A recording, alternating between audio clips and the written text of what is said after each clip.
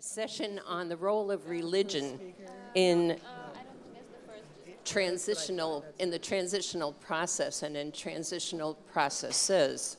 You've probably been wondering where religion factors into the picture, because there's rarely a social transition where religion is not mentioned.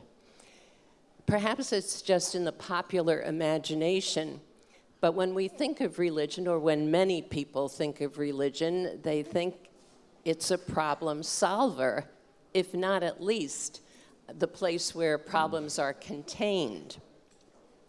That might be a fanciful, imaginative understanding of religion, but when you think about religion and you think about values, these could be distorted values in a religion. We think of love and unity and reconciliation and forgiveness that all might factor into a transitional process, a social transitional process or other kinds. There are actually two different approaches from religion to transitional process. One is when religion is very definitely on the side, a leader in the process, from an authoritarian government, for example, to a free society, where we have leaders that sort of propel the activity and the momentum in that direction. And we don't have to think very far. We can think of someone like Bishop Tutu, a religious figure who sort of fits that model. On the other hand, we have example after example where religion thwarts progress and is, in fact, antithetical to a transitional process occurring. Sometimes religion actually co-opts a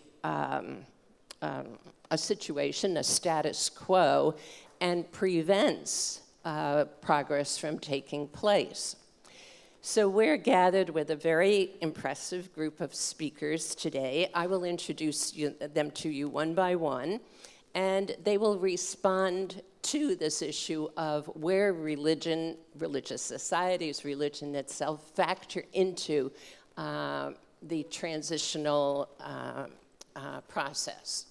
The first of our speakers, and I will introduce them one by one, we will have an engagement pretty much what you've been used to so far at Forum 2000 this time around. They will have an opportunity to converse with one another, and you will be listening into their conversations, and then we will turn it over to you for any questions that you might have. Does that sound good to all of you? Okay, so let's start. To my right, the gentleman here is Michael Novak. Michael Novak, like all of these people on panel today, wears many hats. He is a philosopher. He is a theologian. He is an author. He's an author of 27 books, and I probably have that wrong already. Did you write one today? No? Published one last week. Oh, last week. Yes, I saw it. Incidentally, I'll mention that one too. You wrote one last week. Okay. Does that make 27 or 28? Or you don't count? It's like a woman's age. Okay. He is also a husband and a father of 3 adult children. He has been emissary to the United Nations Human Rights Commission and to the Conference on Security and Cooperation in Europe. These are 2 of many of his activities. Of the books, whatever number there is, one of them, the title of one of them intrigued me. No One Sees God. Subtitle, The Dark Night of Atheists and Believers. Sort of makes you just want to go and buy the book. It's so fascinating. The one that Dr. Novak has just mentioned, may I have it so that I can show everybody, because it is on sale outside.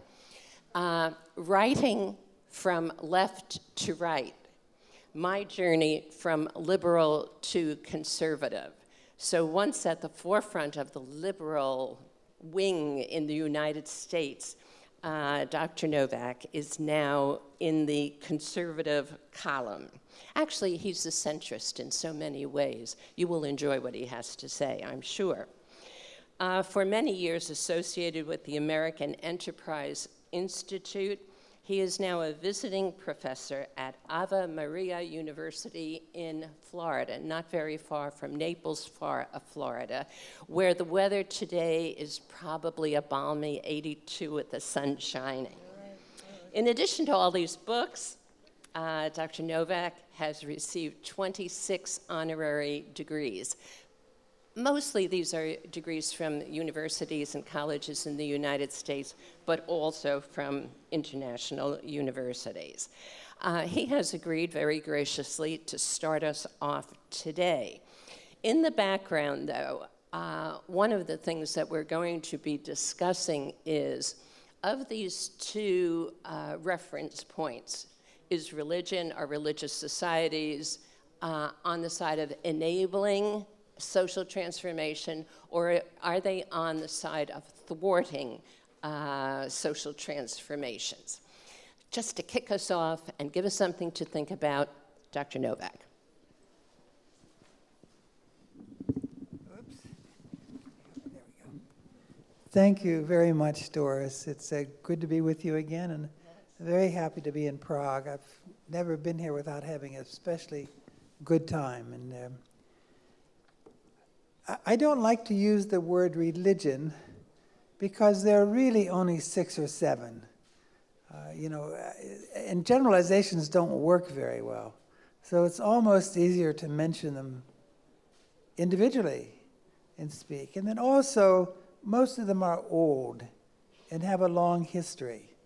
And there is in most of them a considerable development from period to period, from time to time, from social circumstance to social circumstance. So it's useful to loosen our minds just a little on this. More than most of my colleagues, I am rather hopeful about the immense struggle in Islam today. I've had the occasion to, for example, to give a week of lectures to the guerrilla leaders in Sudan, the colonels who were in charge of the individual units. To my amazement, most of them, not by a big majority, but were Muslim, but couldn't stand the government and didn't want to see the Taliban or other forces, Al-Qaeda or other forces moving in. So I saw at first hand, many of you are experts in this, I'm not, but it was a very vivid experience to me of how torn are millions of Muslim souls as they struggle in the new circumstances of this time, in which Islam has become a quite powerful player in the world, several nations possessing nuclear weapons, for instance, and also going through an immense revival, in large part political, in large part religious. Now, one reason I am hopeful, it's odd to say this, but so many good things, good aspirations come out of dark times. One thing I learned at the Human Rights Commission in Geneva is that very seldom were there any reports on human rights abuses within Muslim countries. I think you could make an argument that of all the peoples in the world, large groups in the world, the rights of Muslims were the most neglected. And most lived under suspicion and surveillance of not only national police, but local political police, religious police even. And many suffered in prison, and many suffered in multitude of ways. So I say that, again, contrary to most of my fellows, that there is occurring in the Muslim heart a rebirth of freedom, or a birth of freedom. And it comes from the dark night of the soul. It's because there has been so much abuse, and so much stifled longing, and so many experiments that turned out wrong, that I believe great change is imminent. I don't mean tomorrow, I don't mean even 25 years, but you can see it occurring. And I believe we will see more and more of that. Among the professors, among the leaders of guerrilla groups, 2 were professors. And I won't mention their universities, but they're top universities in Europe and the United States. They very much clung to and held the Universal Declaration of Human Rights. And they asked me to help them articulate a theory for human rights. And I'm not enough of an expert to do that in Islamic terms, but I said it cannot be that secular humanists have religious rights, human rights, and Jews and Christians have human rights, and Muslims do not. There must be a theory of rights buried there. And they said, yes, but you don't know what it's like to have imams in one part of the world or another condemn you for this. And because you are turning against 7th century practices or 11th century practices. And it occurred to me that in Islam there is beginning to develop what Christians call a development of doctrine, that is a theory of how a serious religious group changes its mind on various issues. Anyway, I think there's a great spiritual happening going on around us, and a very important one. Another one that is changing too is what we in the United States call secular humanism, the attempt to explain humanity and its ups and its downs in a way that does not turn to God. In fact, rests, in most such cases, either on a denial that there is a God, on atheism, or doubts about it, agnosticism. Well, agnosticism is not a stable position. I mean, at certain points you have to decide what you're going to do, who you're going to side with. And then you do. You side either with, well, you side either for or against God, if I may put it that way, in the issues that you choose. But no matter about that, what I want to say is there's tremendous turmoil here too.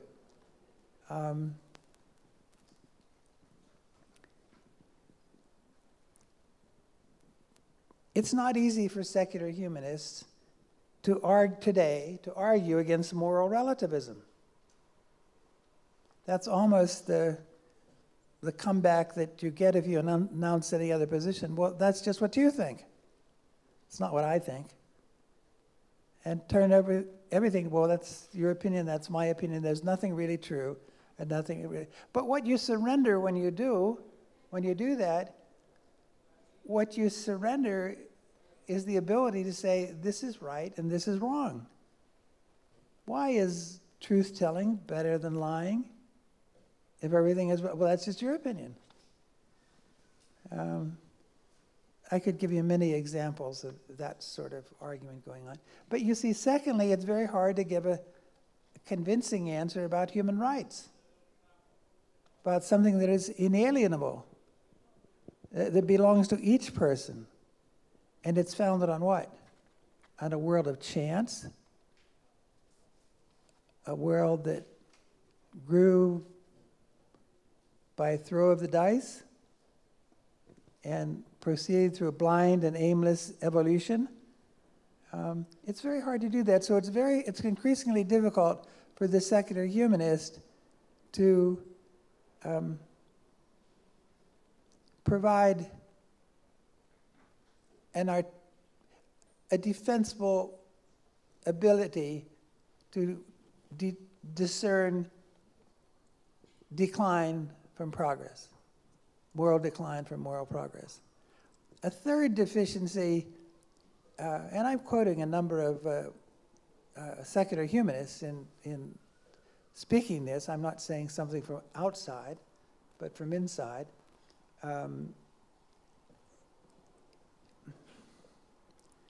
It's very hard to present to ordinary people, the bus drivers, the toll collectors, the people who repair our automobiles and so forth, that the world is meaningless, pointless, aimless, because they already feel the weight of difficult, demanding jobs, which lead them often depressed.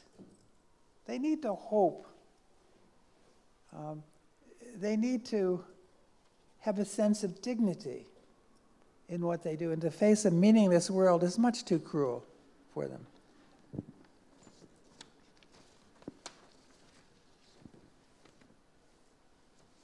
There used to be a form of secular humanism that was rationalist and based on belief in reason and confidence in reason. That slipped away toward a more widespread relativism. That's the point I'm getting at. Now, at once very steadily advancing in Europe and in America, Christianity has lost an immense proportion of its adherents. If I'm not mistaken, more Muslims go to mosque on a weekend in Paris than Christians go to church on Sunday. And that's not simply one city of the world. It's in a number of places. On the other hand, Christianity is growing very rapidly. There are now more Christians than ever before, and as a proportion of the world's population, the number is about 2 billion out of between 6 and 7 billion people. Almost a third of the people on earth are Christian at this time. So you see a decline in Western Europe and the United States, not as sharply in the United States, but a great energy. It's as if, as one observer put it, in China too, reflective people have noted that, as the great historian Lord Acton once said in his History of Liberty, the history of liberty is coincident with Christianity. That the nations most advanced in a free economy and a free polity have some connection, strongly direct or more indirect, with Christian history and ways of thinking. And this has appealed to certain elites in China, something they want to study. Nobody knows the exact number of Christians in China, but it's very great and growing rapidly by all accounts. Buddhists, with their high sense of transcendence of the divine and its immanence, its living within human beings. We have seen here two great examples, haven't we? Among the most articulate and powerful spiritual forces that we encounter. The Dalai Lama and that radiant figure who speaks the language of Jefferson and Lincoln, at least to my ears. Better defender of democracy and civil society, and also of personal sweetness, of coming through great suffering and not being bitter, but finding all sorts of human resources to recommend to us. Her defense of democracy this afternoon, from inside, given her struggles, was one of the most brilliant and plain-speaking and understandable but sound and deep defenses of democracy I've heard for a long, long time. So it's foolish to imagine that each of the religions of earth do not have important lessons to set before us about who we are, what free peoples ought to aspire to, and the paths that have so often in history led to cultural decadence, to moral degeneration, because the human race goes down as well as up. It's not all progress. And the war of all against all, although much diminished in modern media consciousness, because the media tend to be quite secular and don't find religion all that important and don't even care to study it very much, quite often. The world's religions live the human journey closest to the ground, closest to ordinary people. So to conclude, religion is a dynamic force in the world, One famous European philosopher said that September 11th, 2001, the collapse of the planes into the World Trade Center, changed his world upside down, because he had imagined that secular humanism was the force of the future. This is Habermas, one of the most outspoken and well-known defenders of atheism in Europe. And that instead he said, I'm surrounded by a turbulent sea of religion. It's such a powerful force in the world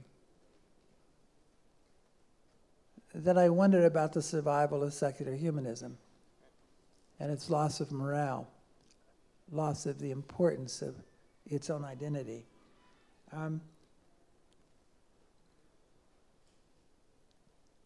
Well, one last point. It's a paradox, it's an irony. Rational humanism presenting itself as reason.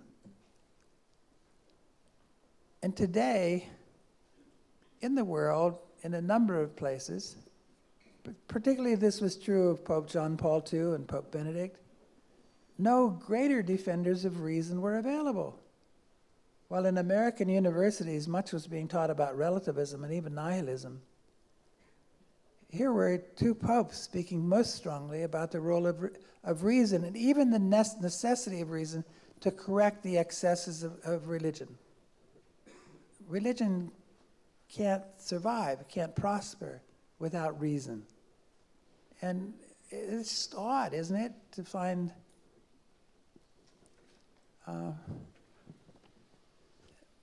those who were about to be, whose guts were supposed to strangle the last king. The popes were their entrails were supposed to be used to strangle the last king. It's odd to find them among the voices of reason. So it's an interesting, tumultuous world of religion that we are witnessing. Thank you. Thank you very much.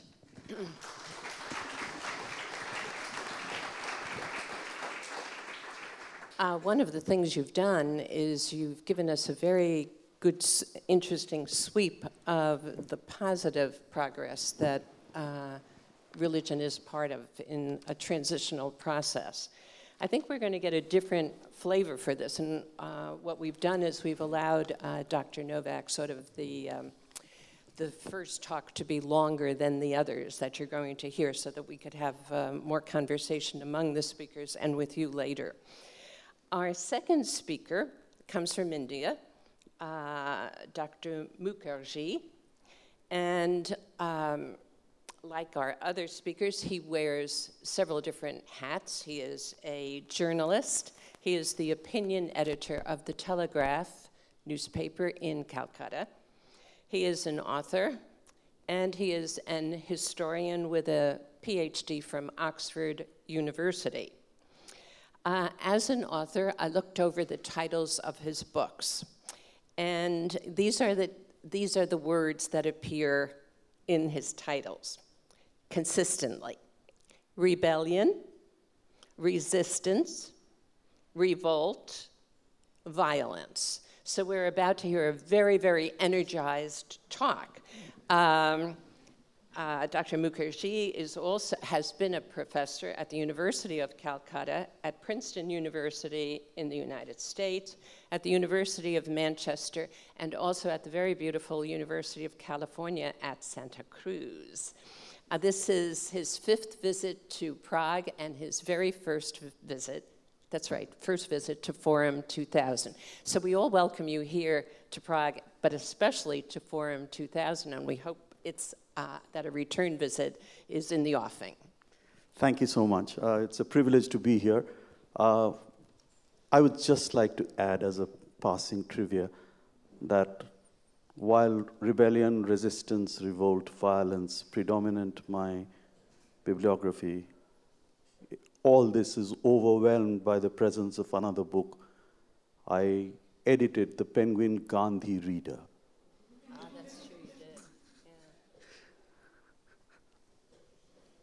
India, which will be my focus, is the birthplace of three very rich religious traditions. And all three are known for their advocacy of religious toleration: Hinduism, Buddhism, and Jainism. It is therefore somewhat ironic that the birth of independent India in the 1940s, 46, 47 to be precise, was associated with the most terrible kind of religious violence between Hindus and Muslims and Sikhs. This was the result of the partition of the Indian subcontinent by the transfer of power that was negotiated between the British and the Indian nationalist leadership. Millions of people who were rendered homeless, losing all their possessions, were also whipped up by politicians, Hindus and Muslims, to kill each other. This violence of 1947 has cast a very long and dark shadow on India's transition to a democratic polity and society. There is no point denying that religious faith, very strong, profound religious faith, continues to have a very profound influence, a very deep influence on the daily lives of millions of Indians. But it is also true, and tragically true, that this personal religious faith has been viciously used by politicians of all hues and colors and ideological orientation in India for their own vested interests. Garnering of vote banks, on occasions to whip up religious violence. There were two examples of this in recent memory, which we had to live through in India. One was in 1984 in the city of Delhi, the capital city of Delhi, when innocent Sikhs were killed, brought out of their houses and killed as a revenge against the assassination of Indira Gandhi, which had been carried out by her Sikh security forces. It was a pogrom. The Indian state likes to project this as an anti-Sikh riot. It wasn't a riot, it was a pogrom, because there was no retaliation or violence from the other side. A similar instance, more recent, 2002 in the state of Gujarat, taking advantage of rumors that certain Hindu workers had been burnt alive in a train compartment. There was a pogrom of Muslims in the state of Gujarat. Evidence suggests that the state administration, ruled by a Hindu fundamentalist leader, was probably involved in that pogrom. So this is the kind of violence that has become part of the contemporary history of India. The question that we have to face and try and answer is, why does this kind of violence take place within a tradition that is known for its tolerance? My suggestion would be, and I emphasize the word suggestion, I'm not being a moral relativist, but I don't have a definite answer to this, so it's a suggestion.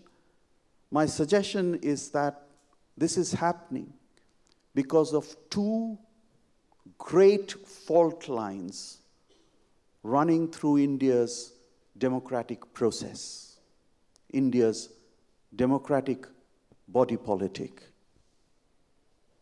One is the pathetically slow growth of education among the common Indian people. More than 70% of Indian people are without education. They might be literate. They can sign their names on a government document, but they have no education in the wider and the broader sense of the word. And the second related factor is the prevalence of poverty. I was saying in the panel just that preceded this on burdens of history that the Nobel Prize winner Amartya Sen, the economist, has recently said that India is heading towards becoming two countries. One that will resemble California, the Silicon Valley, and the other which will resemble sub-Saharan Africa. That is the gap between the rich and the poor. And the poor do not have access to elementary public health and hygiene. They do not have access to primary education. And most of them, they are not starving, but most of them are malnourished. It is the presence of these two great fault lines that makes the transition to democracy in India an unfinished and an incomplete agenda. And this allows religious identities to be imbricated with political mobilization. The most convenient instrumentality of Indian politics is populism, to appeal to the most elemental desires of people.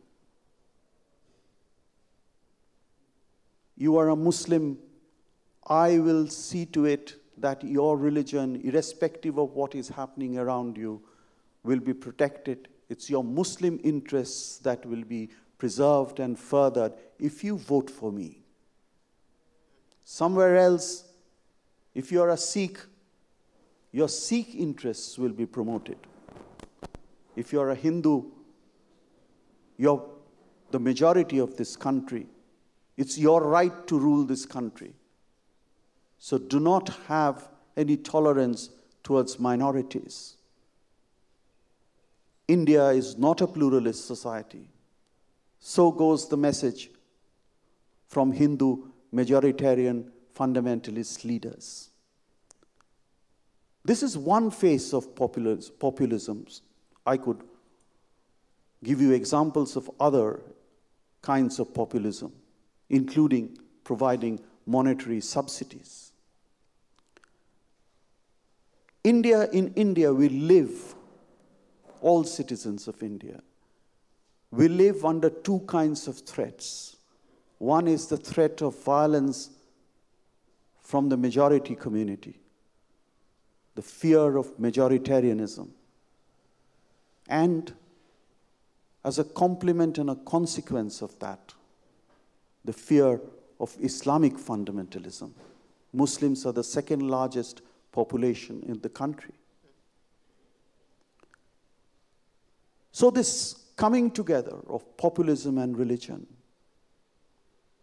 has made religion the most powerful political aphrodisiac of the people, and that hinders the transition to a mature democracy. Thank you.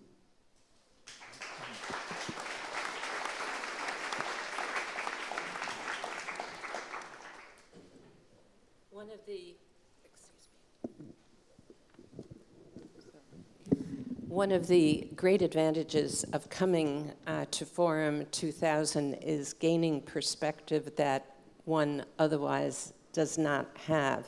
And we thank you very much for that survey of religion in India. For me, it was an eye-opener. I thank you very much for that. Our third speaker is all the way to my right here, Tomáš Halík. Tomáš Halík also shares various responsibilities in Prague. He is a professor at the Charles University in philosophy. He is the pastor of the parish church of the university. Do you call it Salvador or El Salvador? El Salvador. It is right at the foot of the Charles Bridge, and if you go there on Sunday afternoon when Father Halík is presiding at liturgy, you must get there early because every seat is taken and every window ledge is taken and every place on the floor is taken as well. And he is also president of the Czech Christian Academy, along with truly many other duties, but I have to get on with this panel, and I cannot just tell you everything that everybody up here is doing, or it would take the whole time. One of the most important things about Tomáš Halík is that President Havel suggested to him that he be the next president of the Czech Republic. And before I met Tomáš Halík, I heard that story, and I thought, what an incredible thing to have this iconic figure in the world, Václav Havel, saying to somebody, whoever it is, you have what it takes to take over from what I will leave undone. A tribute to his judgment, basically, and to his wisdom and to his vision. So you're going to hear from this person in a few minutes. This is my fourth year introducing Tomáš Halík to this group on religion at Forum 2000. And instead of running out of things to say about him, in fact, I'm still left with an encyclopedic entry that you will never hear because there is no time. In the United States, incidentally, we're just catching up with Tomáš Halík as an author. One of his latest books, called The Night of the Confessor, where he, as a Catholic priest, reminisces what it would be like if he were hearing the confession of people who were telling him the problems of the world that we've heard a lot about. We hear a lot about at Forum 2000. And he suggests, some approach to these problems. Anyway, it appeared in the United States just a little bit ago. And reviewers are astounded, truly astounded, at the profound nature of what Tomáš Halík has to say. So I'm quoting to you from a May 13th, 2013, just a little part of the review by a scholar. I have found the book powerful, moving, and in the best sense of the word, a shake-up. I also find that somehow, as the best writers tend to be able to do, Halík speaks directly to me. And that's the end of the quote. It is my privilege and my great pleasure to know Tomáš Halík now as a friend and to introduce him to you who have never heard him. And to those of you who have heard him before, you know that he will have something very, very creative and interesting to say to this issue of religion. Does it help or does it hinder social transitions? Tomáš. Thank you, Doris.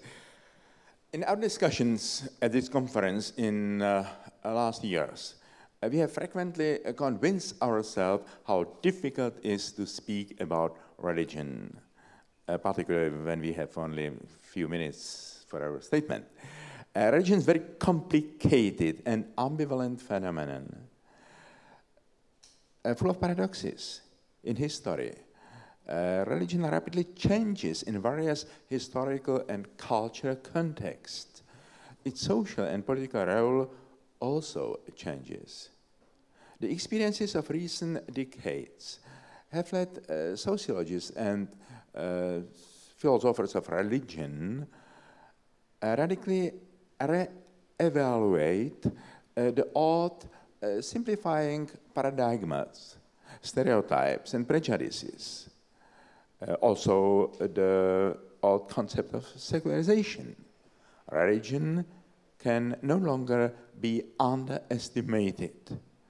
Religion contains huge sources of strength that can serve the cultivation of important positive moral values, but also of distraction.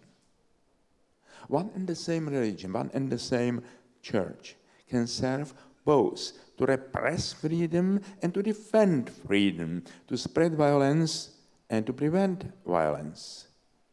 We have all heard from a young age of the dark shadows in the Catholic Church's history. Many in our country, for instance, have heard nothing else at all about the Catholic Church. But it was the Catholic Church that several times during the 20th century made an important contribution to the peaceful transition from authoritarian regimes and dictatorship of the right and left to democracy and civic society in Spain, Chile, Argentina, the Philippines, Nicaragua, Poland, and many other countries. Pope John Paul II played no small role in the renewal of democracy in this part of the world. The Solidarity Polish movement, which was first to significantly broken the communist monopoly on power in the entire Soviet bloc, grew out of the moral atmosphere from John Paul II's first visit to his native Poland. At that time, Church provided platform in Poland where dissident intellectuals and rebellious workers came together. Before there were some revolutionary development in working class, but the workers, the leaders of the workers were not able to formulate the political demands. And also the intellectuals, they got the good ideas, but they were small groups.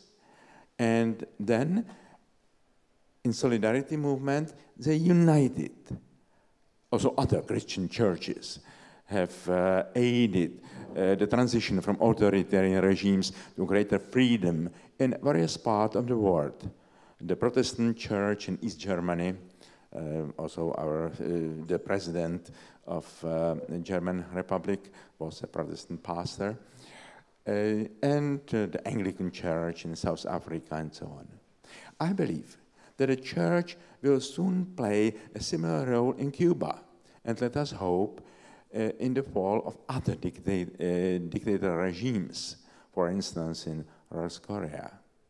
I have personally witnessed the participation of Buddhists and Christians in the democracy movement in Burma when I visited it. The healing power of religion is especially necessary in stages of radical political transition. This applies both to revolutionary events themselves and the aftermath of the fall of regimes situated that call for peacemakers that stand up against violence and the spirit of revenge and reprisal.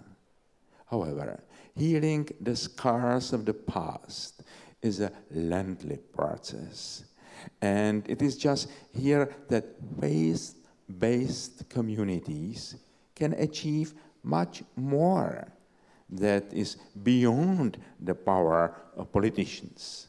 After every war and every revolution, after every dictatorship and repressive regime, there remain in society those who, in various ways and to various degrees, play their role in the injustice, but also those who have been wronged by them and carry the painful wounds in their hearts. In his book, The Question of Guilt, Schuldfrage, Karl Jaspers examined the German nation's various shades of guilt in the wake of World War II. That book was also useful in our country after 1989.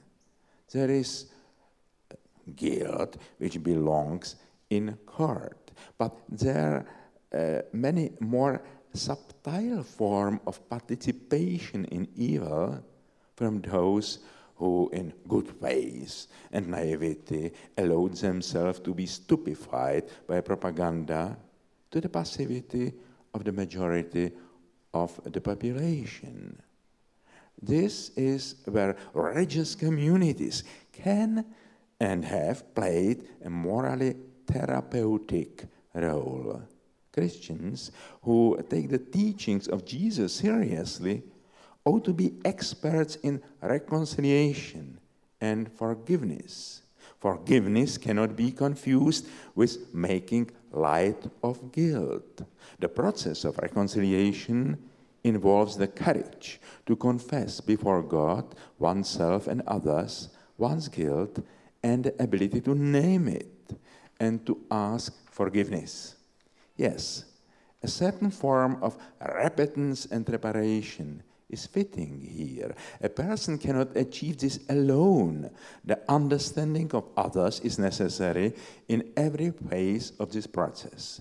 At the end of such process, which is painful as every birth is painful, a man who failed can become a deeper person than a man who in the past simply sailed along. He can have a greater ability to understand others and can help them to come to terms with their guilt.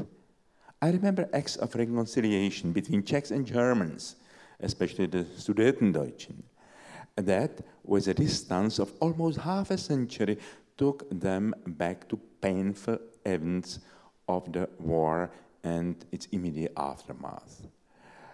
It was one instance of very good work on the part of the Christian churches in the two countries, I believe. I would also like to mention a brief initiative in this country in which I was directly involved and which was also linked to transition. I have in mind the initiative, the program, Decade of Spiritual Renewal of the Nation, which originated in the mid-80s, 1980s, in the underground church in the Czech lands. At that time, we felt the proximity of big change. We felt something must come, but we hope it will be not only the perestroika and Gorbachev style. It must go deeper. It must be healing of these wounds of the authoritarian regime. We were aware that if there were to be a radical, that is one that went to the way to the roots, radix, revival of society, an external transformation, a change only of political and economic structures would not suffice. Rather, there needed to be a revolution of head and heart, or even better, the cultivation of the entire moral atmosphere of society. That initiative was intended as a kind of laboratory of the new lifestyle of the coming third millennium. We were convinced that a free society and genuine democracy presupposes a certain moral biosphere. Michael Novak spoke about the moral ecology, moral biosphere.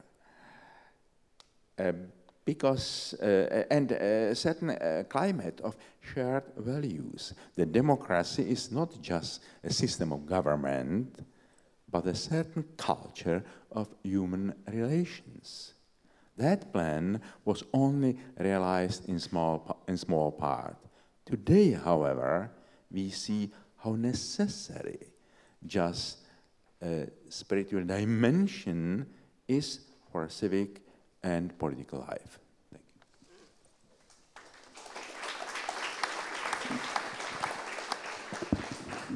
you. We're going to have to get back to some of these speakers who have been so forthright about the advantages of religion to see where, especially since we've heard from Dr. Novak and Father Halík, with regard to Christianity, can we speak?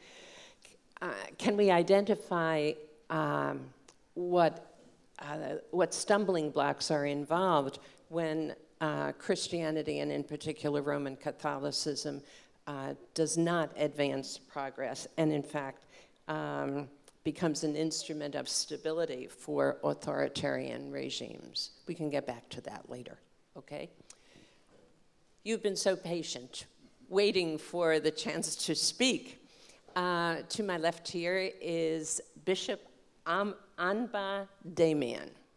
And Bishop Damian is the bishop of the Coptic Orthodox Church in Germany. He didn't start out in Germany. He was raised in Cairo, in Egypt, and eventually took a degree in medicine. So he is officially a doctor. And in fact, at one point in his career, he was a physician at the United States military base in Stuttgart, Germany. He now resides at the Monastery of the Virgin Mary and St. Maurice in Hexter-Brenkhausen in Germany. I think one of the interesting things is after a well-established career in medicine with postdoctoral work in radiology, that Anba Damian, is that your birth name? No, that's your religious name. But when he was under a different name, under his birth name, decided towards a vocation to become a monk, and eventually was ordained a bishop in the Coptic Orthodox Church. The monastery itself and Bishop Damian is very interested in ecumenism, and also not only the ecumenical dialogue among Christian churches, but also with Jews and also with Muslims. So he is here to tell of his experiences. I did find, though, some understanding of the cap that he wears, because he is in the official habit, and I understand he travels all the time in the official habit, just the way the Dalai Lama travels in his official garb. But I understand that the cap has 12 stars on it, representing the 12 apostles and who protect him. But the more interesting, that's very interesting, of course, but to me, the more interesting is that there's a seam in the cap. And there's some kind of legend involved that St. Anthony wore the cap. This could be my interpretation of the legend. And somebody tried to grab it off his head. But the point of the cap and the seam, the tear in it, is a symbol of the suffering that any Christian must bear.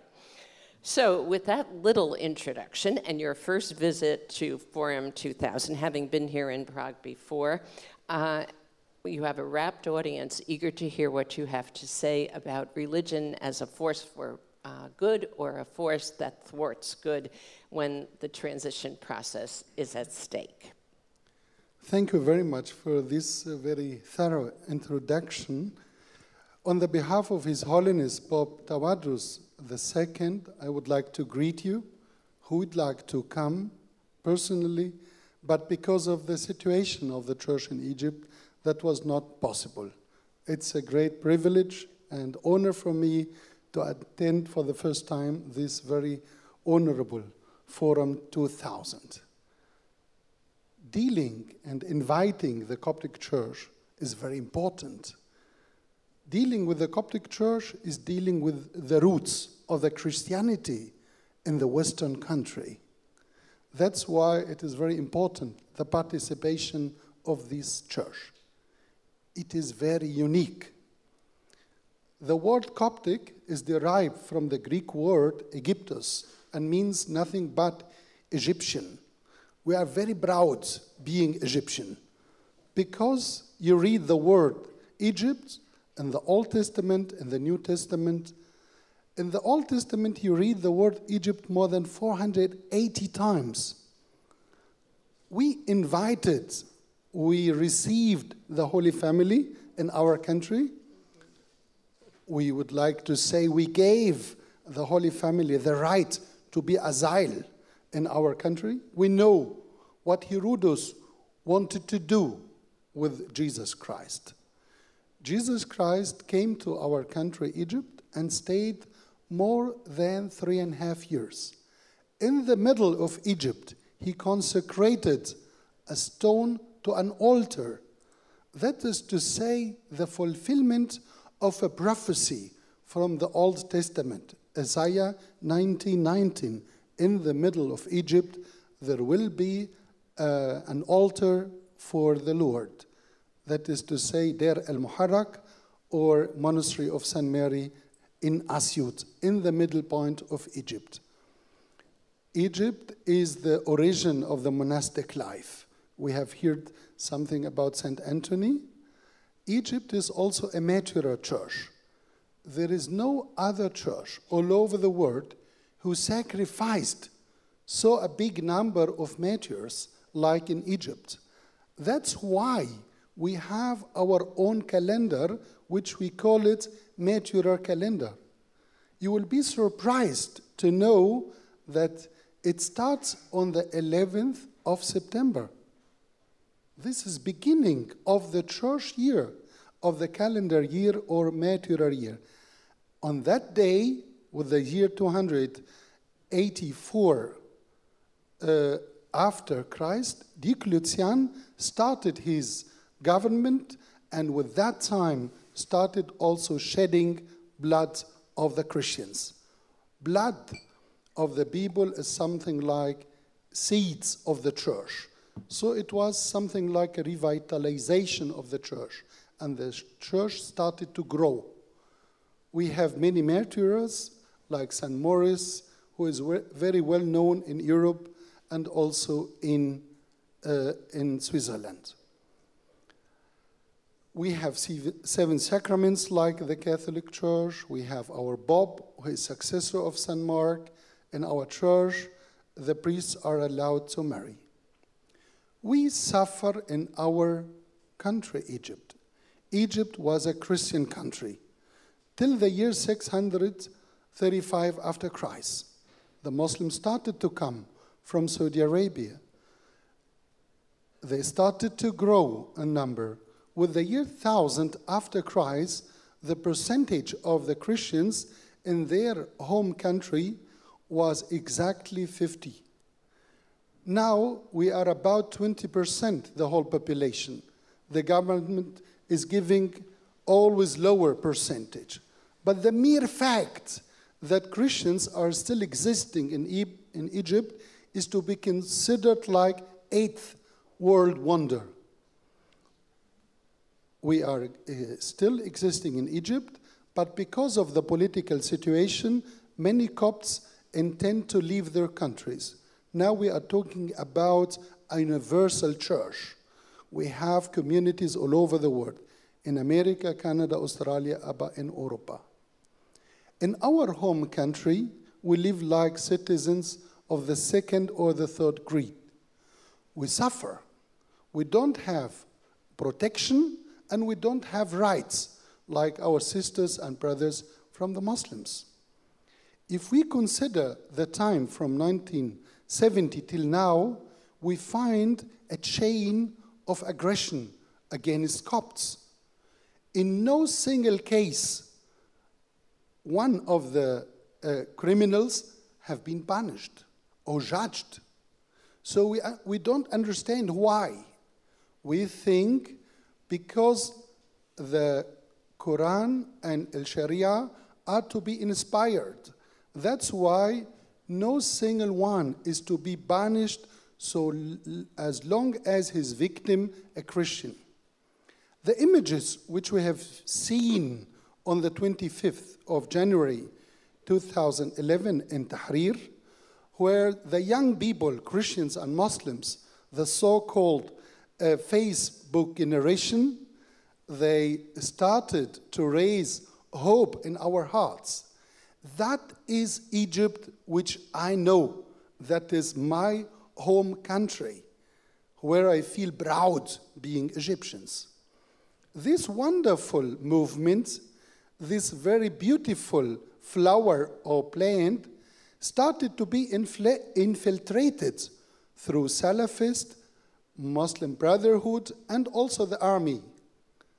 In very short time, this plant was suffered and was about to die. One very dark year has been suffered in the whole country, where Morsi was the government or the head of the government or the president of the Egyptian governments. This time, with his ideology, shaked the intellectual people and the liberal people, Muslims and Christians. So they came to a sort of harmony. 35 millions went to the streets and started the so-called rebellion or demonstration and a sort of rejection for this Islamic regime. The process was very joyful and also successful.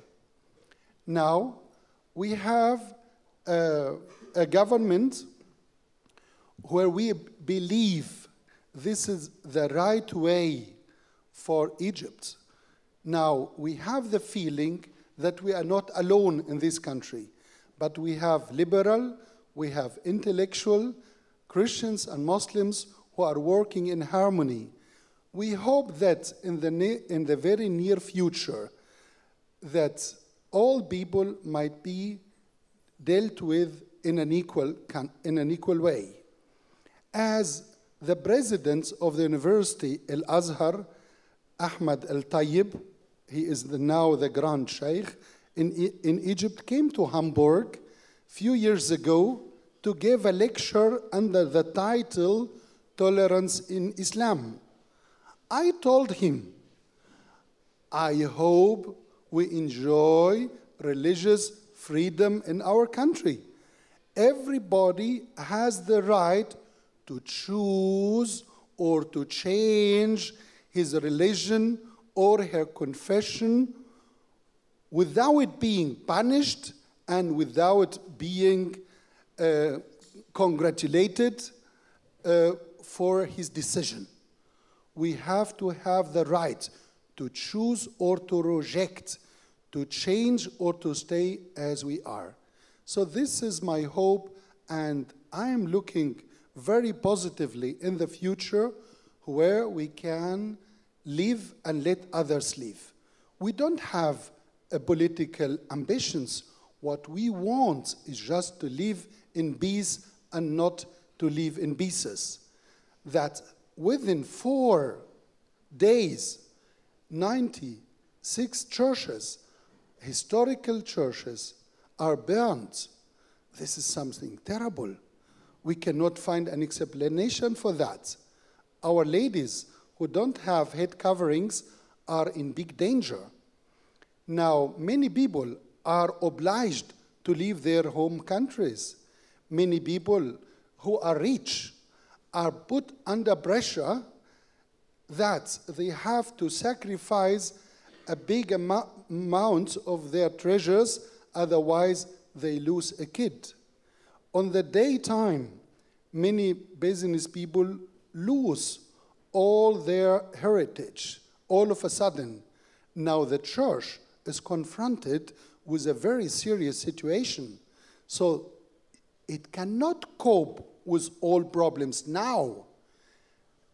Few years ago, 380 swine has been destroyed in a very aggressive way. That's to say the existence of the poorest, the poor people of the Coptic Church has been destroyed. Now, the very rich people are destroyed systematically. So this cannot continue.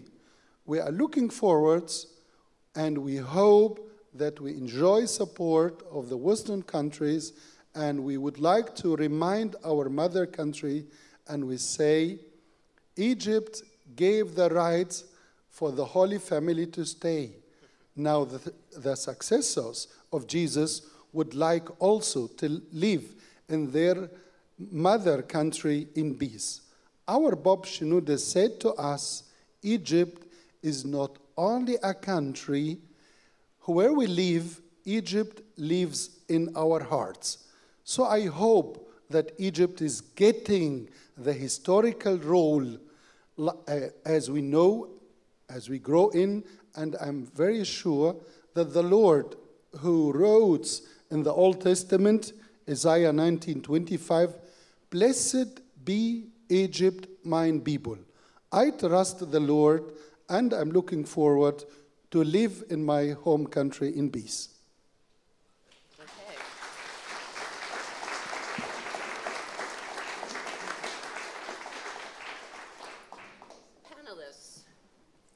Panelists, do you want to take up anything that you've heard that you want to comment on, or yes?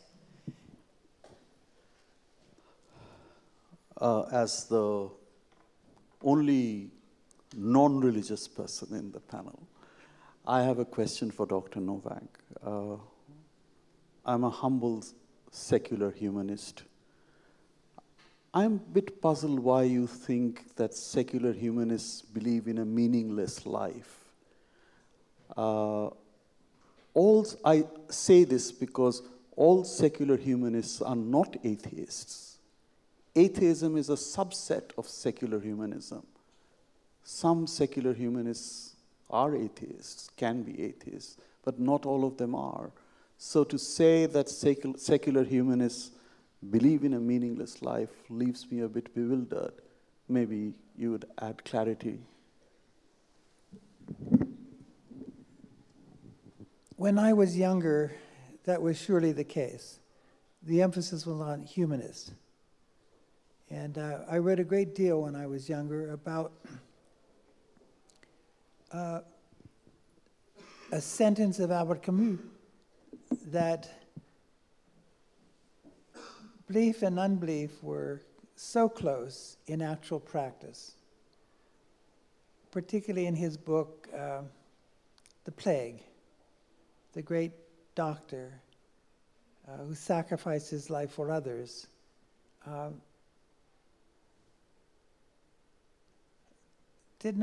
was secular. And he was, in Camus' view, the secular saint. And Camus wrote, what do they lack but churches to distinguish themselves from being Christians? These good, compassionate people of our generation.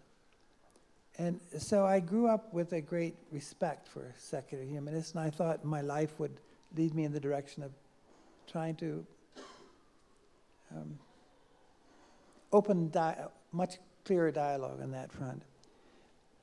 I think I was moved more than I should have been today by the work of Dawkins and others, the new atheists, as they pronounce themselves in the United States.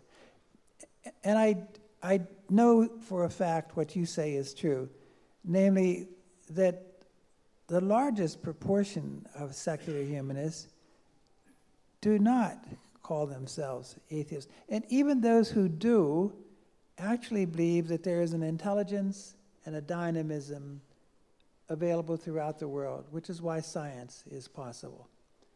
And I was moved too much by the aggressive nature of secular humanism in the United States, but a wing of it, but a very important one in public sphere. On meaningless life,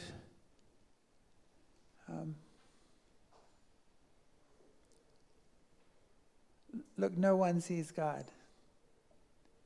We all live in a darkness, which is very close as between a believer and unbeliever.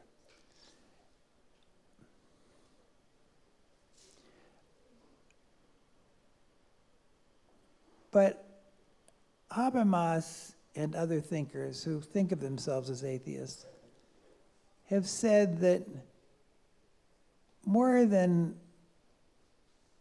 secular people, more than rationalists, more than people of the Enlightenment notice, their own values, liberty, fraternity, equality, do not have Greek roots or Roman roots, but Christian roots. And therefore, men of the Enlightenment ought to begin by acknowledging their debts, particularly on the ethical side, so that we can begin a more honest conversation. The very term enlightenment is a term of bigotry. It suggests that the others are dark, live in the dark. And it's just odd that a movement of reason should be so Manichaean and to divide the world into light and dark. I think it is possible to open a dialogue on this front and go forward with much greater mutual honesty. The dependence of Christians, I'll limit myself to that, but I think of others, on the fruits of the Enlightenment and the advances of secularism, which awakened us to many realities we should have been aware of. I think that's very true, but as a path we must go down together. Some of the greatest scientists of the world, and I have in mind Einstein, were believers. When he heard the Menuhin play on one occasion, Beethoven's Violin Concerto Opus 61, after the concert, he went behind the stage to embrace and say, Yehudi, thank you. You have shown to me once again there is God in heaven. So science and belief in God are not necessarily contradictory. May your numbers increase. I wonder, thank you so much. That was a very helpful exchange. I wonder if the panelists would mind very much. We have about 12 minutes. If I open it to the floor, is that okay, panelists? So I open it to all of you. You've heard 4 very interesting presentations, and very frequently we run out of time by having conversation up here. So if I see a hand or two, it will enable you to ask a question of all or one or two of the panelists.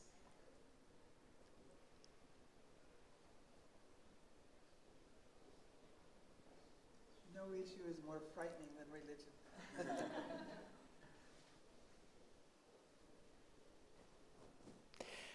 Happily, yes. I can perhaps something to add. I think that the line today, the border, is not the main important line, is not between the so-called believers and so-called atheists, but between the seekers and the dwellers. Seekers and dwellers. I think they are people,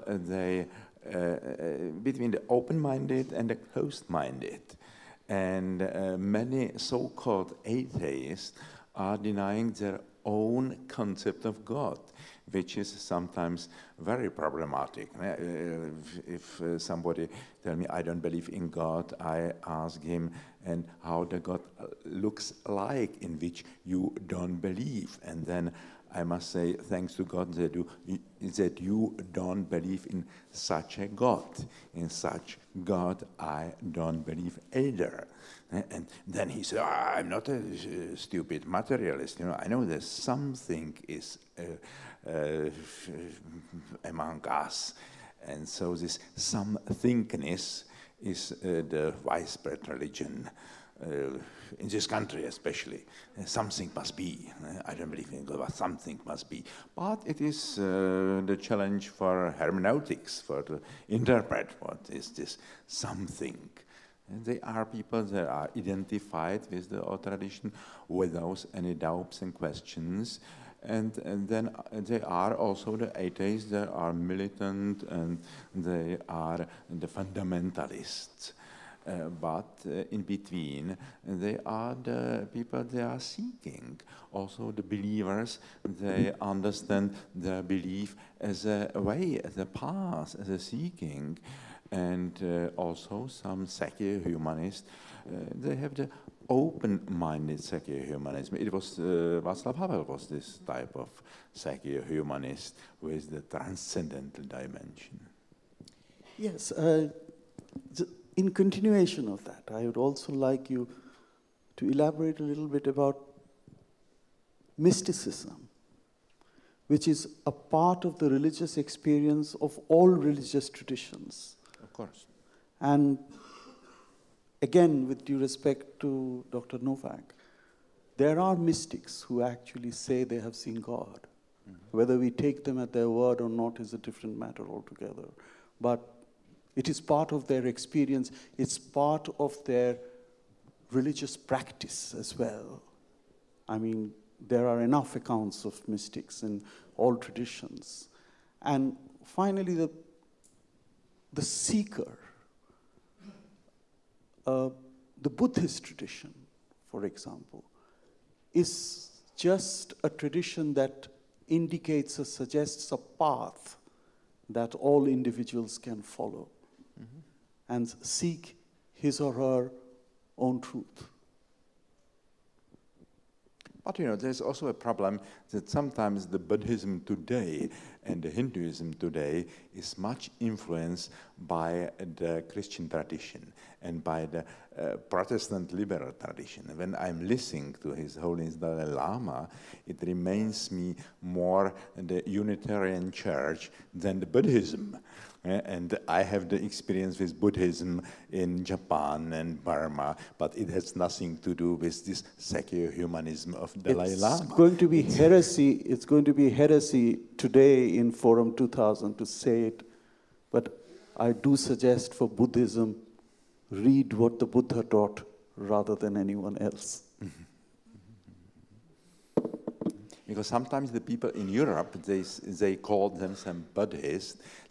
The Buddhists are saying about them, they are Christians, they are denying the church and the moral teaching of the church, but the rest is the part of Christianity, and they call it Buddhism. A question has germinated in our audience. Is this true? You have one. I wonder, thank you so much. Thank you. I would like to know, I would like to hear your opinion about the role of secularism in democracy. Is secularism somehow related to democracy or not? Okay, did everybody hear that question? I can repeat it aloud. What is the connection between secularism and democracy? This is a really interesting question on both sides. On the one hand, without a rather more secular, at least a Unitarian mover like Jefferson, I don't think the United States would have had the formulation of itself that it did.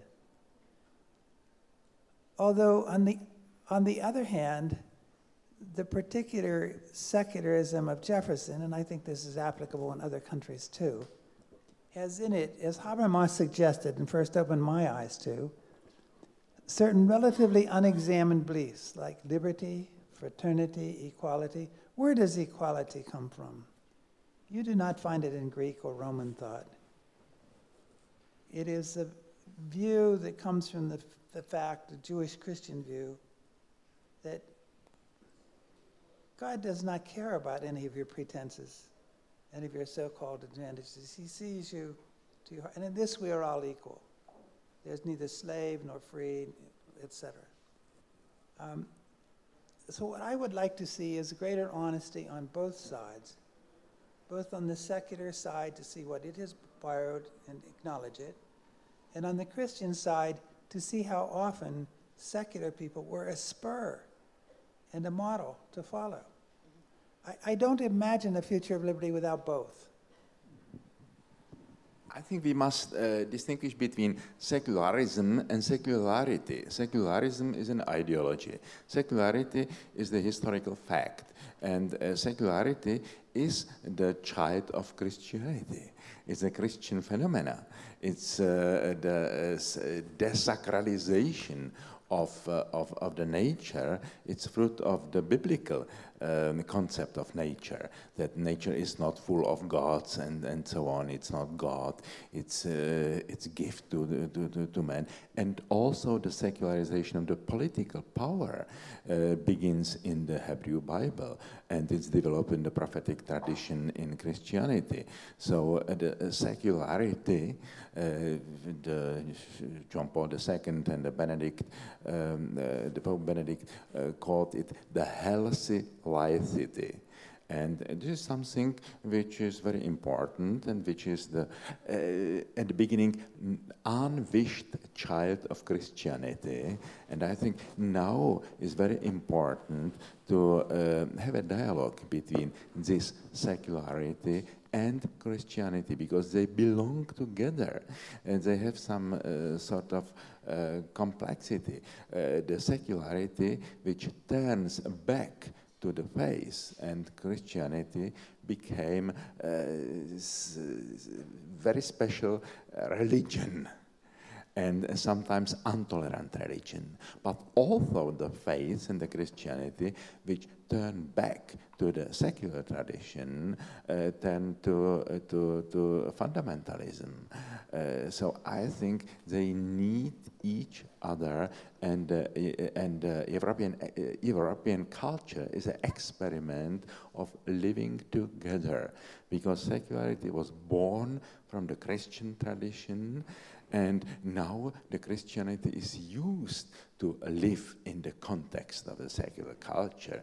And it is the great chance for the Christianity that came through this fire of the rationalist critics. No other religion, we can speak about perhaps the liberal Judaism also, but especially Christianity went through the fire of the rationalist critics, but it was a great advantage for Christianity. I just want to add to that as a compliment that the bridge between secularism and democracy is the autonomy of the individual, which is actually a part of both these phenomena.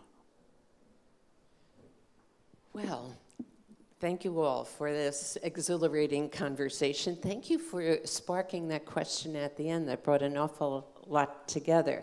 And I'm especially grateful because this morning, those of you who were there to hear the Dalai Lama's talk heard that he distinguished people in the 20th century, which pretty much represents the panel, and the people in the 21st century, which represents you and your question. And it is an interesting kind of question on secularism coming from the 21st century. To be continued, but you will spark something among the people here as well.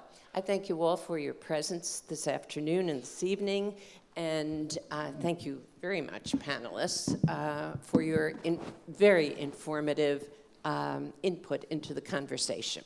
Thank you.